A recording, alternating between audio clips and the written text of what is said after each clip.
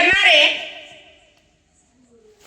विषमतेची नौका समतेच्या किनाऱ्यावर घेऊन जाणारे, आभाळाने नाकारलेल्या पंखामध्ये सामर्थ्य देणारे,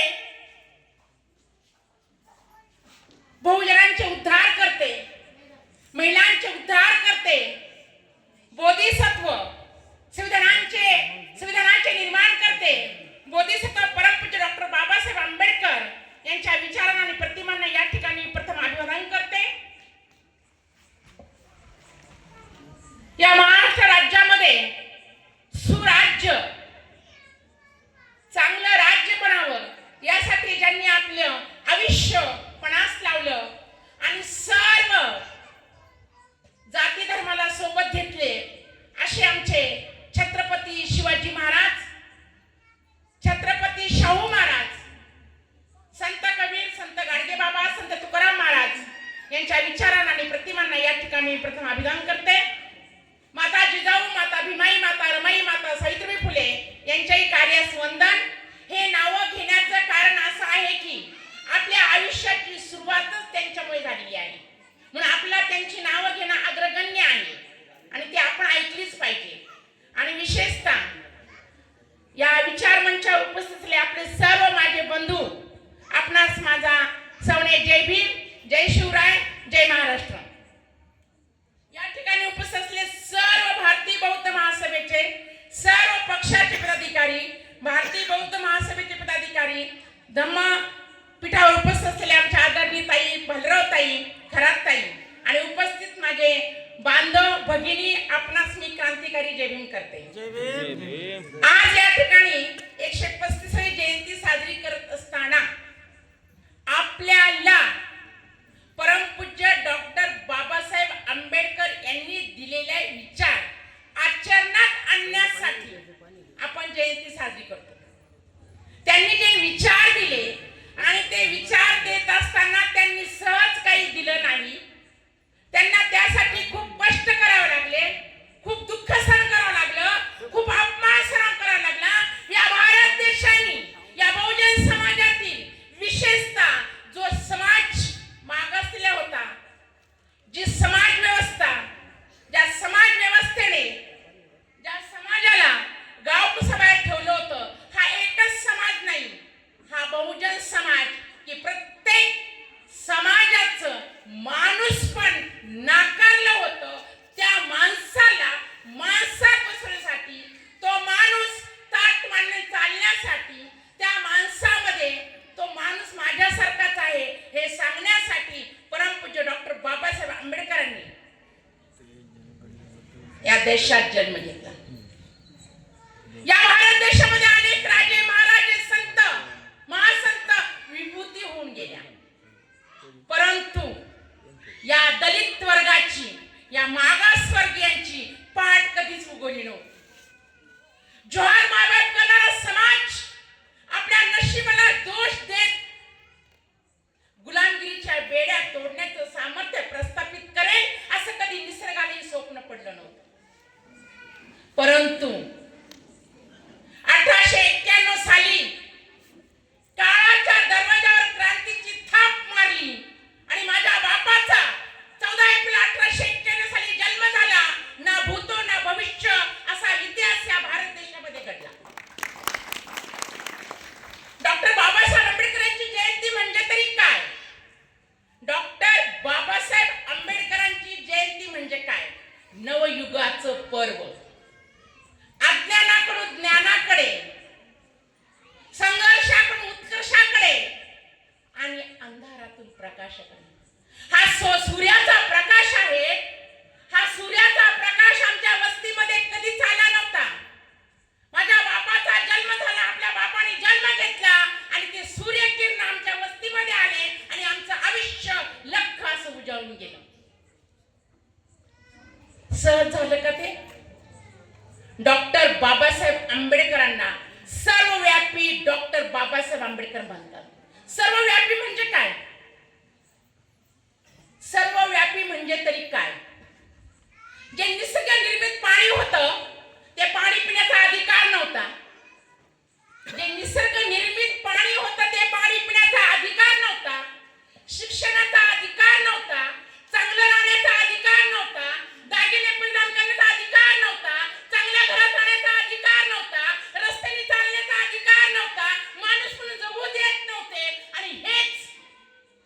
हेच माझ्या बापाने तुम्हाला आणि आम्हाला दिलं आणि म्हणून आज आमची ओळख माणूस म्हणून झाली.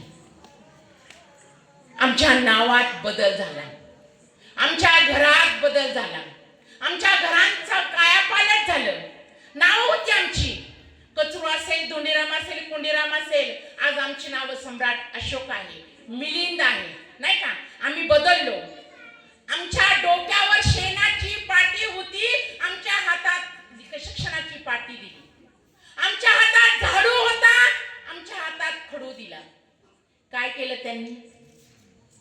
मान्य शिक्षण नव्हतं, शिक्षण नाकारलं होतं. जर हा बहुजन समाज शिकला तर या बहुजन समाजाला माणूस म्हणून काय आहे याची ओळख होईल, म्हणून आमच्या या बहुजन समाजाला शिक्षणापासून दूर ठेवलं. परंतु आताच भाऊंनी सांगितल्याप्रमाणे 32 डिग्र्या घेतलेला माझा बाप, 32 डिग्र्या, जे शिक्षण पूर्ण करण्यासाठी 8 वर्ष लागतात, 6 वर्ष लागतात, ते शिक्षण परमपूज्य डॉक्टर बाबासाहेब आंबेडकर यांनी 2 वर्षात पूर्ण केलं. हा खूप मोठा इतिहास आहे, हे आपल्यापर्यंत येणं काही गरजेचं नाही. परंतु आम्ही काय करतो? आम्ही बदललो का? महान सत्याग्रह केला, ज्या देवाने आम्हाला नाकारलं होतं, जो देव आम्हाला मंदिरात येऊ देत नव्हता. आम्ही देवाचे लेकर आहोत, आम्ही ईश्वराचे लेकर आहोत, आम्ही हरिजन आहोत, असं जे आमच्या नावावर शिक्का होता, परंतु आम्हाला मंदिरात प्रवेश नव्हता. त्या मंदिरात प्रवेश मिळण्यासाठी माझ्या बापाने 5 वर्ष संघर्ष केला. परंतु आम्हाला काय वाटलं, आम्ही अजूनही तेच करत बसावं. मग डॉक्टर बाबासाहेब आंबेडकरांनी संघर्ष नाही केला का मंदिरामध्ये जाण्यासाठी? बाबासाहेब आंबेडकर म्हणतात, जसे तुम्ही माणसं आहात तसे आम्हीही माणसं आहोत, आम्हालाही तुमच्यासारखा जगण्याचा अधिकार आहे, आम्हालाही त्या देवाचं दर्शन घेतलंच पाहिजे. परंतु बाबासाहेब याच्या पुढेही सांगतात, देवाचं दर्शन घेतलं नाही तर आपण मरणार नाही, परंतु तो आमचा हक्क आहे, तो आमचा अधिकार आहे. आणि म्हणून आम्हाला काराम मंदिरात प्रवेश करण्यासाठी त्यावेळेस माझ्या बंधूंना सर्वांना माहिती आहे काय हाल झाले, काय संघर्ष करावा लागला, किती यातना भोगाव्या लागल्या, दगडफेक झाली, मागच्या दाराने रामाचा मंदिर वळवून नेला. एवढी गद्दारी आजही तीच चालू आहे आणि आपण अजूनही त्याच्यात गुरफटलेले आहोत. महाडचा सत्याग्रह करायचा, आम्हाला पाणी प्यायला पाहिजे, आम्ही ते पाणी प्राशन केलं पाहिजे. महाडचं तळच का निवडलं? कुठलंही घेतलं असतं, परंतु तोही आमचा अधिकार आहे. कुत्री मांजरी पाणी पितात, पण आम्हाला तो अधिकार नाही. आज मी एवढी तावातावाने इतक्या थाटात माटात बोलते, तो अधिकार माझ्या बापाने हिंदू कोड बिलच्या माध्यमातून आम्हाला दिला. बायांना शिक्षणाचा अधिकार नव्हता, ह्या जातीतील नाही. हे आम्ही आरडून ओरडून का सांगतो, का बोलतो? कारण समाज व्यवस्था तशी निर्माण केली. हे सगळं माणसाने निर्माण केलं, हे सगळं माणसाने निर्माण केलं. याच्यामध्ये देव हा फक्त त्यांनी एक भांडवल म्हणून ठेवला आणि त्याच्यामध्ये आम्हाला गुरफटलं गेलं. आणि आम्ही इतकं गुरफटलो की आम्ही शिक्षणापासून दूर गेलो. आताच माझ्या बंधूंनी सांगितलं शिक्षणाचं महत्व. शिक्षण घेतल्यानंतर माणूस गुरगुरल्याशिवाय राहत नाही. परंतु त्याही पलीकडे परमपूज्य डॉक्टर बाबासाहेब आंबेडकर सांगतात, शिक्षण घेतल्यानंतर माणूस जसा गुरगुरतो, तर शिक्षण नाही घेतलं तर काय परिणाम होतो. आणि न घेतल्यामुळं या बहुजन समाजाची अवस्था काय झाली ती ऐका. आम्ही शिक्षण नाही घेतलं तर काय परिणाम झाला?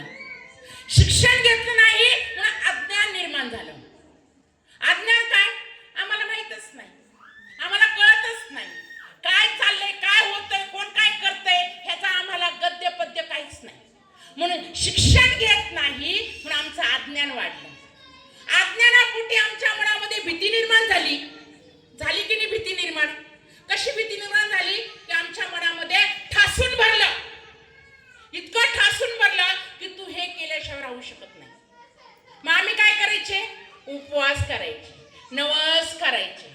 आणि आमचे उपवास आणि नवस कुठले? लखायचे, नाही का, मर्यायचे.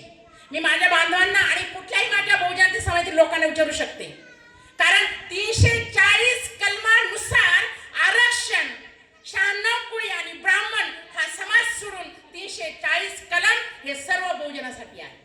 म्हणजे आरक्षण सगळ्याला आहे. समाज व्यवस्थेने सगळ्यांना आकारलं होतं. छत्रपती शिवाजी महाराजांचा राज्याभिषेक सुद्धा नाकारला. शाहू महाराजांच्या वेळेस, नानांच्या वेळेस त्यांनी पूर्ण तक म्हणतात ते त्यांनी त्या गाथा म्हटल्या. म्हणजे त्यांनी एवढा अपमान केला त्या व्यवस्थेने. त्या व्यवस्थेने जर माणूस म्हणून आम्हाला स्वीकारलं असतं तर डॉक्टर बाबासाहेब आंबेडकरांना आणि संतांना, महात्म्यांना इतका संघर्ष करण्याची वेळ आलीच नसती. प्रत्येक समाजामध्ये संत महात्मे निर्माण झाले, जन्मास आले आणि त्यांनी फक्त त्या समाजापुरतं सीमित मर्यादित काम नाही केलं. अखिल मानव जातीसाठी या भारत देशातील संतांनी, महात्मांनी, महापुरुषांनी कार्य केलं. पण आम्ही काय केलं? आम्ही असं वाटून घेतलं. आंबेडकर जयंती यांचीच, शिवजयंती त्यांचीच, संत रोहिदास महाराज जयंती त्यांचीच असं म्हटलं आणि जे योग्य विचार आहेत ते योग्य विचार मात्र आम्ही समाजापर्यंत नेत नाही. याच्याही पलीकडे जाऊन मी सांगते, आम्हाला काळाराम मंदिरात प्रवेश मिळण्यासाठी संघर्ष केला. आता त्यांनी सांगितलं की आपल्या गावात जयंती साजरी होत नाही, झाली नाही मागच्या वर्षी. प्रत्येकाचे विचार वेगळे असतात, परंतु माझ्या बापाने या भारत देशामध्ये असताना अनेक जाती, धर्म, वेश, भाषा या सर्वांना एकामध्ये गुंफून ठेवलं. ते म्हणजे आमचं संविधान. एका माणसाने एका पेनाच्या टोकावर असं संविधान लिहिलं की प्रत्येक माणूस टॉप टू बॉटम म्हणतात, झाडूवाल्यापासून तर राष्ट्रपतीपर्यंत एकच कानून, एकच नियम.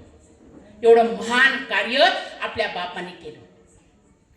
आणि जर हे कार्य केलेलं आहे, हे कार्य करत असताना आम्ही कुठं चुकतोय, आम्ही कसं दिशाहीन झालो. ज्या समाजाला दिशा नव्हती त्या माणसांना त्या समाजाला दिशा दिली. पण आम्ही अजूनही भरकटत आहोत. का भरकटतोय? कारण शिक्षणानंतर अज्ञान, अज्ञानानंतर आमच्या मनामध्ये झालेली भीती आणि भीतीपोटी निर्माण झालेली अंधश्रद्धा. इतकी अंधश्रद्धा बळकट आहे. आपण एवढे उदाहरणं पाहतो, एवढे बुवाबाजी बघतो, आपण एवढे मोठे मोठे महाराज एवढ्या चुका करतात, तरी अजूनही तो खेळ संपत नाही. अजूनही तिथं माझ्या महिला, माझा जो क्लास 1 व्हाईट कॉलर म्हणतात समाज जाऊन नतमस्तक होतो. आणि तिथं गेल्यानंतर काय होतं हे प्रत्येकाने अनुभवले आहे. आणि म्हणून जे अज्ञान आहे त्या अज्ञानापोटी भीती निर्माण झाली आणि त्या भीतीपोटे काय झालं? अंधश्रद्धा उदयास आली. त्या अंधश्रद्धेमध्ये आम्ही ते इतकं गुरफटून गेलो तर आम्ही अजून बदलायला तयार नाही. एक काळ असा होता की आपल्याला कोणीही स्वीकारत नव्हतं. पण फक्त 2 मिनिटं माझ्या महिलांसाठी मला सांगायचं आहे. हे सर्व कार्यकर्ते, वेळेअभावी मला बोलण्याची थोडी संधी कमी मिळते म्हणून मी थोडं आटोपते घेते. एकच सांगताना जातं सांगेल तुम्हाला, हा सर्व संघर्ष करत असताना, हे महिलांना अधिकार देत असताना, ही चळवळ चालू ठेवत असताना परमपूज्य डॉक्टर बाबासाहेब आंबेडकरच्या सुविद्य पत्नी आमची माता रमाई या त्यांच्या पाठीमागे ठामपणे होत्या. त्यांनी त्यांना साथ दिली नसती, यदा कदाचित आपल्या संसारामध्ये गुरफटून ठेवलं असतं, आपल्या मुलांच्याकडे बघायला लावलं असतं. जसं आम्ही आज आमचा संसार करतो तसं त्या पद्धतीने जर त्यांनी केलं असतं तर आमचा हा जो आजचा दिवस आहे तो आपल्याला पाहायला मिळाला नसता. माता रमाईने आणि परमपूज्य डॉक्टर बाबासाहेब आंबेडकर यांना 5 मुलं होती. त्या 5 मुलांपैकी माता रमाईची 4 लेकरं मातीत गेली. परमपूज्य डॉक्टर बाबासाहेब आंबेडकर परदेशात शिक्षण घेतात. राजरत्न बाबासाहेब भारतात असताना त्यांच्या मांडीवर जातो. बाबासाहेब डसडसा रडतात. परंतु पुन्हा या राजरत्न साठी माझ्या समाजातील मुलावर वेळ येऊ नये म्हणून बाबासाहेब दुसऱ्या दिवशी लंडनला जातात. एवढा त्याग करणारा हा महामानव आणि त्याचे आम्ही लेकरं, त्या लेकरांनी त्यांच्या विचाराचा कास करून आदर्श ठेवून आपले जीवन व्यतीत करावं. आणि वेळेअभावी मी आपणा सर्वांची रजा घेते. आपणा सर्वांस क्रांतिकारी जय भीम करते आणि एक जातीचा नामोल्लेख करू इच्छिते. आज रोजी मला वाटतं माझे बंधू बाबा खरात, बरोबर आहे, यांनी भारतीय बौद्ध महासभेला 22 गुंठे जागा दान केलेली आहे. म्हणून आपण त्यांचं सर्वांनी टाळ्याच्या गजरात स्वागत करायचं आणि प्रत्येक तसेच माझ्या तरुण बांधवांनी देणगीदारांनी जयंती साजरी करण्यास जी काही मदत केली ते आपणा सर्वांचे आभार मानते. आणि निश्चितच आपण असं सांगितलं जातं, चारित्र्य सोबत संयमाने, चारित्र्य शोभते संयमाने आणि सौंदर्य शोभते शीलाने. त्या पद्धतीने आपण चारित्र्य संपन्न राहून, शील संपन्न राहून बाबासाहेबांच्या विचाराचा वसा घेऊन 125 जयंती साजरी केली तशी इथून पुढे आपण साजऱ्या कराव्यात अशी एक याचना विनंती करते आणि या ठिकाणी थांबते. आपणास माझा क्रांतिकारी जय.